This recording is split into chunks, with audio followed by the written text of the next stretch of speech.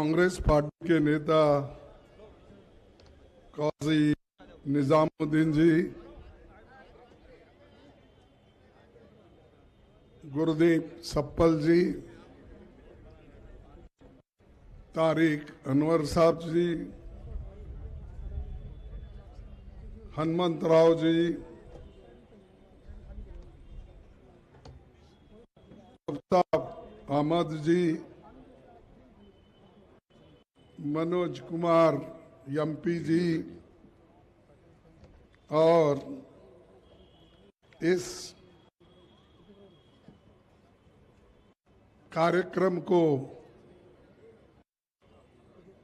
आयोजित किए श्री जी और यहाँ पर जमा हुए मेरे भाइयों बहनों और मीडिया के मेरे दोस्तों, मुझे खुशी है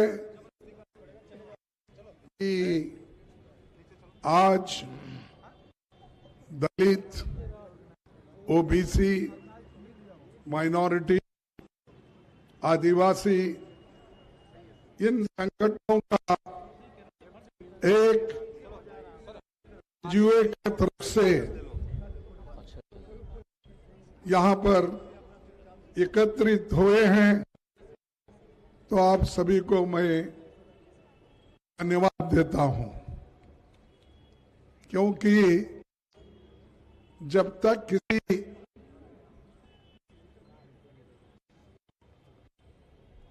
एक चीज को अगर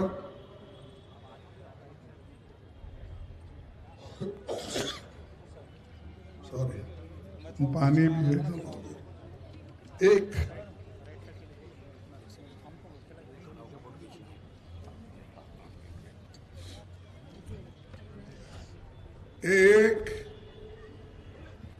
ऐतिहासिक समय है और कभी अभी बोला कि जब तक हम लोग किसी चीज को अगर हासिल करना है उसमें यूनिटी होना चाहिए। अब जब तक यूनिटी नहीं आएगी तब तक आप लोग कुछ भी हासिल नहीं करेंगे। मैं इसलिए कह रहा हूं, अगर हम टुकड़े टुकड़ों में बांटेंगे और कन्याकुमारी से कश्मीर तक अगर हम एक नहीं होंगे, बंगाल से लेकर गुजरात तक हम एक दूसरा का सहकार नहीं करेंगे, तब तक कोई चीज हम हासिल नहीं कर सकते। अब हमको 4-5 चीजें हासिल करने के लिए ही लोग कोशिश कर रहे हैं। सिर्फ आपका एक ही संगठन नहीं है, लेकिन देश के हर संगठन ये चाहते हैं कि इस देश में संविधान को बचाना चाहिए। संविधान बचा तो हम सब लोग बचेंगे।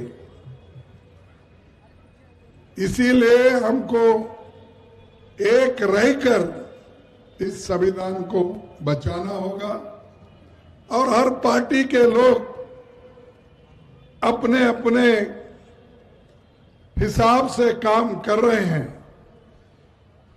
उसके साथ ही हमको लोकतंत्र को भी बचाना है, और लोकतंत्र नहीं बचेगा, आपकी हिस्सेदारी नहीं बढ़ेगी। और बाबा साहब अंबेडकर का यह देन है कि उन्होंने जो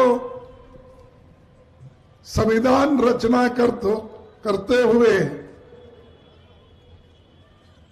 जैसा कि पंडित जवाहरलाल नेहरू जी 1952 में 1922 में एक कांग्रेस के अधिवेशन में रेजोल्यूशन पास किया था। क्या किया था कि उन्होंने आजादी के बाद हम सभी लोगों को एडल्ट फ्रेंचाइज देंगे। उस वक्त ब्रिटिश के जमाने में सिर्फ चंद लोग वोटर्स थे। किसी प्रांत में 300, किसी प्रांत में 400, किसी प्रांत में 500 ऐसे वोटर्स थे। वो सब अमीर थे, जमींदार थे। वही लोग प्रांतीय सरकार भी ब्रिटिश के वक्त चलाते थे। लेकिन पंडित जवाहरलाल नेहरू जी प्रधानमंत्री बनने के बाद जो कॉन्स्टिट्यूंट असेंबली बन गई और डॉक्टर बाबा साहब अम्बेडकर उस ड्राफ्टिंग कमेटी के चेयरमैन बन गए, तब दोनों ने मिलके अडल्ट फ्रेंचाइज हमको जरूरी है, चाहे पुरुष हो, चाहे महिला हो, चाहे युवा हो, चाहे गरीब हो, चाहे अमीर हो, चाहे कम से कम रास्ते पे काम करने वाला भी हो, उसको वोटिंग का अधिकार हम दे के रहेंगे। इसीलिए तो संविधान बन गया। और ये किसी की देन नहीं है, कोई आता कुछ तो बकता है। मैं देखा हूं बहुत से बीजेपी के लोग बकते रहते। क्या उन्होंने आपको अडल्ट फ्रेंचाइज दिलाया? क्या आपने को फंडामेंटल राइट्स, बुनियादी जो हकूक मिले, क्या मोदी ने दिलवाया? बोलिए, आप मोदी ने दिलवाया आपको? संविधान की संविधान ने आपको दिलाया है, लेकिन आप उसको भूल जाते हो। हर आदमी इस चीज को भूलते हैं। जो आपको फाउंडेशन में सब कुछ मिला, उसको आप लोग हिफाजत करने के लिए तैयार नहीं है। इसके बारे में सोचते नहीं है। मनुस्मृति में तो यह कहा गया है कि हमारे बहनों को, माताओं को समान अधिकार नहीं होना चाहिए, पुरुषों को ही सब कुछ मिलना। अब उन्होंने ये भी कहा, मैं भूल गया हूं, माफ करना, आप लोग इसको ठीक कर ले सकते हैं। मनु ने ये कहा और उसके साथी लोगों ने भी ये कहा कि शूद्र और महिलाएं ये सब तांडन के अवतार है, कहा था। यही ना? तांडन के अधिकारी है। ताड़न, ठीक है, आपके पास वो बोलते हैं, हमारे पास ये बोलते हैं, भाषा की अलग। लेकिन आपके पास महिलाओं के लिए ये है, लेकिन आजादी आने के बाद महिला आज प्रधानमंत्री बन सकती है, देश के अध्यक्ष बन सकती है, एमपी बन सकती है, एमएलए बन सकती है, जिला पंचायत अध्यक्ष बन सकती है, मेयर बन सकती है। ये सब किसका देन है? संविधान का। इसीलिए संविधान बचाओ, ये आंदोलन जो है हर जगह चलना चाहिए। ये मेरा तेरा नहीं है, ये तो सबका है। अगर सब एक रहेंगे तो कुछ हासिल करेंगे। अगर एक नहीं तो कोई किसी को कुछ नहीं मिलने वाला है। सभी लोग डॉक्टर अंबेडकर नहीं बन सकते। एक व्यक्ति ने